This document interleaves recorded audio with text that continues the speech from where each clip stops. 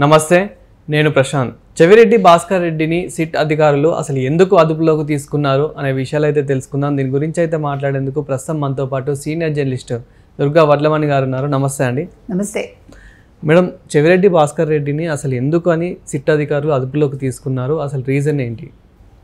ఏమండి, మద్యం ముడుపుల్లో మెయిన్ ఎవరు అనేది నిన్న తేలింది. అంటే మెయిన్ అంటే బిగ్ బాస్ కాకుండా మెయిన్ మాట్లాడేది. సో ఈ ఎన్నికలకి ముందు మీకు గత ఏడాది 2024 మే 9న గరికపాడు చెక్ పోస్ట్ దగ్గర 8,30,00,000 దొరికింది. అది అప్పుడే గుర్తించారు. ఇది అతని అదేంటి ఏఐ కానిస్టేబుల్ మదన్ మోహన్ను, తర్వాత ఆయన పిఏ అతను ఒకడు మదన్ రెడ్డిను, ఇంకొక పిఏ, ఇద్దరు అందులో ఉన్నారు, ఇన్వాల్వ్ అయి ఉన్నారు. మొన్న వాళ్ళని కూడా అరెస్ట్ చేసినట్టున్నారు కదా, వాళ్ళని విచారించింది సిట్టు. అయితే ఈ డబ్బు వాళ్ళదే అని తేలింది. అంటే ఈ మద్యం ముడుపుల్లో భాగంగా అది అక్కడికి తరలిస్తున్నారని తెలిసినప్పటికీ, చెవిరెడ్డికి సంబంధించిందని తెలిసినా కూడా తర్వాత కేసు నీరుగార్చడానికి ప్రయత్నించారు. అయితే ఇప్పుడు ఏం జరిగిందంటే, అది మొత్తం వివరాలంతా సేకరించాక ఇప్పుడు సిట్టు వాళ్ళది మద్యం ముడుపుల్లోనే వచ్చింది. అది వీళ్ళు గన్మెన్లు, డ్రైవర్లు మొత్తం, అంటే అతని పిఏలు ఎవరు, చెవిరెడ్డి భాస్కర్ రెడ్డికి సంబంధించిన వాళ్ళు రాజ్ కసిరెడ్డి ద్వారా హైదరాబాద్, బెంగళూరు నుంచి విడతల వారీగా డబ్బు వాళ్ళు కార్లలోనూ రకరకాల మోడ్స్లో దాన్ని సేకరించి తర్వాత తాడేపల్లికి దగ్గరలో ఒక ఫ్లాట్లో భద్రపరిచారు. అంటే 250 నుంచి 300 కోట్లు మొత్తం. ఆ డబ్బుని ఏం చేశారు, ఒక 5-6 ప్రాంతాలకి, అంటే ఒక 5-6 ఎమ్మెల్యేలకు పంపించారు. మొత్తానికి ఎన్నికల ముందు ఆ డబ్బు అక్కడికి చేరిందనమాట. వాళ్ళు ఎన్నికల్లో అందరికీ పంపిణీ చేయడానికి ఆ డబ్బును వాడారు. ఇది మొత్తం వివరాలు సేకరించాక ఏం చేశాడు ఈ చెవిరెడ్డి భాస్కర్ రెడ్డి, ఈయన A38 ఇప్పుడు ఇందులో, A39 చెవిరెడ్డి మోహిత్ రెడ్డి, A34 వెంకటేష్ నాయుడు. వీళ్ళందరూ ఏం చేశారు నిన్న, ఈ వెంకటేష్ నాయుడు కుటుంబం, వెంకటేష్ నాయుడు, చెవిరెడ్డి భాస్కర్ రెడ్డి, వీళ్ళు ముందు చెవిరెడ్డి ఏం చేశాడంటే ఈ కానిస్టేబుల్ను, ఈ పిఏ ఎవరైతే ఉన్నారో వాళ్ళ ద్వారా మా చేత బలవంతంగా రాయించుకోవడానికి ప్రయత్నించారు, ఇక్కడ ఏం దొరకలేదు, మాకు సంబంధం లేదు, చెవిరెడ్డి పేరు చెప్పించారు అన్నట్టుగా వాళ్ళ చేత ఎదురుదాడి చేయించాడు. కానీ మొత్తం ఆధారాలన్నీ ఉన్నాయని తెలిసాక భయపడి ఆయన ఇప్పుడు కొలంబో వెళ్ళిపోవటానికి బెంగళూరు వెళ్ళాడు, ఈ వెంకటేష్ నాయుడు కుటుంబాన్ని కూడా తీసుకుని. ఎందుకంటే మెయిన్ ఇక్కడ సూత్రధారుల్లో వెంకటేష్ నాయుడు కూడా ఉన్నాడు. కాబట్టి ఇప్పుడు ఏం చేశారంటే వాళ్ళు అక్కడ వాళ్ళకి ఆల్రెడీ లుకౌట్ నోటీస్ ఇచ్చారు కాబట్టి అక్కడ ఇమిగ్రేషన్ అధికారులు అడ్డుకున్నారు. అడ్డుకుని వాళ్ళు ఫస్ట్ ఏం చేశారంటే ఆంధ్రప్రదేశ్ డీజీపీకి ఇన్ఫామ్ చేసి, తర్వాత తిరుపతి పోలీసులకు ఇన్ఫామ్ చేసి, మళ్ళీ సిట్ అధికారులకు కూడా ఇన్ఫామ్ చేశారు. సో ఇప్పుడు సిట్ బృందం నిన్న చేరుకుంది అక్కడికి. తిరుపతి నుంచి కూడా పోలీస్ బృందం వెళ్ళినట్టుంది. నిన్న రాత్రి చెవిరెడ్డిని అరెస్ట్ చేయడం జరిగింది.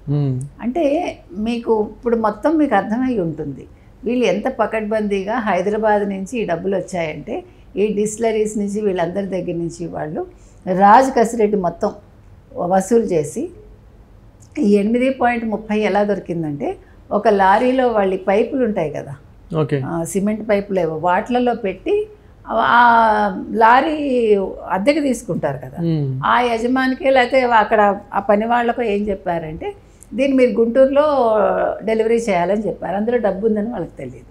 వాళ్ళు పట్టుబడ్డాక ఇది మాకు సంబంధం లేదండి, ఫలానా వాళ్ళు ఎవరో చేయమన్నారు మమ్మల్ని వాళ్ళు చెప్పారు. అంటే వీళ్ళు ఎన్ని రకాలుగా ఈ డబ్బు వీళ్ళు తరలించుంటారో మీకు చెప్తున్నాం. అంటే ఇదొక వే ఆఫ్ సెండింగ్ మనీ అన్నమాట. అంటే వీళ్ళు రకరకాలుగా అనాజ్పూర్ దగ్గర అక్కడి నుంచి వాళ్ళు తరలించేవాళ్ళు. అక్కడ దొరికింది, అనాజ్పూర్ దగ్గర దొరికింది ఇది.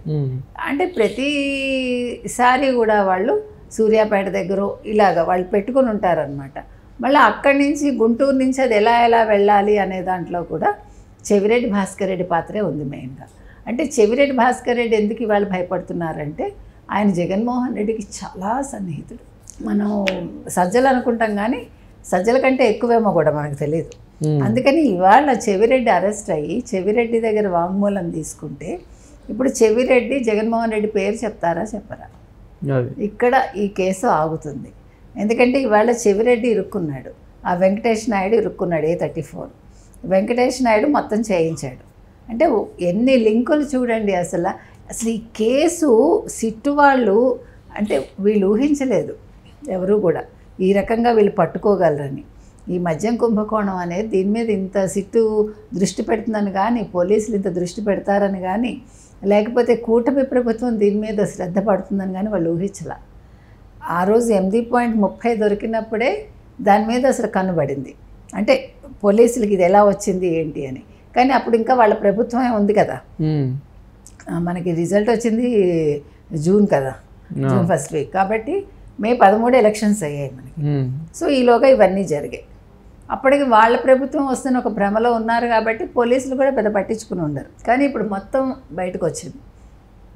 అంటే దీన్ని ఎట్లా వీళ్ళు ఎన్ని రకాల మార్గాల్లో ఈ డబ్బు చేరింది, అసలు ఇంత బ్రెయిన్ ఏంటిది, అంటే ఈ బ్రెయిన్ బిహైండ్ ఎవరు, ఒక కసిరెడ్డ, లేకపోతే ఒక గోవిందప్ప బాలాజీయా, ఒక కృష్ణమోహన్ రెడ్డా, ఒక ధనుంజయ రెడ్డా, అయితే ఇంతమంది కలిసి ఇంత ప్లాన్ చేశారా, అసలు ఇన్ని కోట్లు ఎలాగ వెళ్ళింది. మనకు ఆల్రెడీ 3,500 కోట్లు 3,200 కోట్లు తాడేపల్లికి వెళ్ళిందని విన్నాం మనం. సో అసలు ఇంత డబ్బు ఎలా చేరింది అంటే మీకు ఇందులో కేసీఆర్ కూడా అప్పుడు చాలా హెల్ప్ చేశాడా అంటే మొన్న ఎలక్షన్స్ అప్పుడు కేసీఆర్ లేదులేండి, అంతకుముందు సంగతి నేను చెప్తున్నా. ఇప్పుడు కాంగ్రెస్ ప్రభుత్వం రాకముందు మరి కేసీఆర్ హెల్ప్ ఏ రకంగా ఉంది, ఎందుకంటే కాంగ్రెస్కి దీనికి సంబంధం లేదు, కానీ కేసీఆర్కి జగన్కి సంబంధాలు ఉన్నాయి కాబట్టి మరి వీళ్ళు ఏ రకంగా మేనేజ్ చేశారు, అక్కడ వాళ్ళ మనుషుల్ని ఏమైనా వేసుకున్నారా అంటే ఇప్పుడు ప్రతి చోట కోవర్ట్లు ఉంటారు కదా. ఇప్పుడు ఈరోజు తెలుగుదేశం వచ్చినప్పటికీ కూటమి పోలీసులు ఇంకా కొద్దిగా కోవర్ట్లు ఉన్నారనే కదా చెప్పుకుంటున్నారు. అదే రకంగా కాంగ్రెస్ వచ్చినా కూడా ఇంకా బీఆర్ఎస్కి కొమ్ము కాసే వాళ్ళు ఉంటారు కదా, అలాంటి వాళ్ళని అక్కడ చెక్ పోస్ట్ దగ్గర వేసుకుని అన్న మేనేజ్ చేశారా అవి కూడా తెలియాలి. అంటే ఇందులో ఎంత అసలు వీళ్ళు బ్రెయిన్ పెడితే కనుకైతే ఈ రకంగా జరుగుతుంది. ఇవన్నీ చిన్న విషయాలు కాదండి.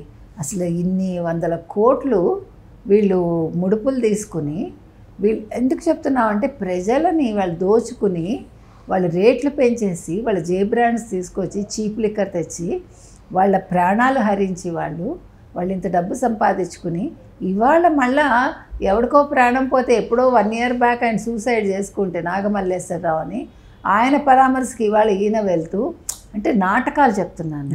అంటే జగన్మోహన్ రెడ్డి ఎలా నాటకం ఆడగలడు, ఒక చావుని ఏ రకంగా తనకు అనుగుణంగా రాజకీయంగా మలుచుకోగలరు అతను.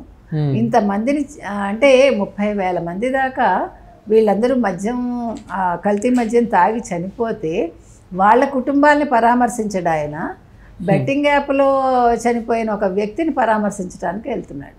అది కూడా ఏడాది తర్వాత వాళ్ళ కుటుంబం కూడా అక్కడ లేదు. అంటే దీన్ని బట్టి ఇప్పుడు మీకు చెవిరెడ్డి భాస్కర్ రెడ్డి ఇవాళ ఏం చెప్తాడు, వెంకటేష్ నాయుడు ఏం చెప్తాడు, వీళ్ళ వాంగ్మూలాలను బట్టి నెక్స్ట్ జగన్మోహన్ రెడ్డి పరిస్థితి ఏంటి అనేది మనకి తెలుస్తుంది. Thank you. Thank you.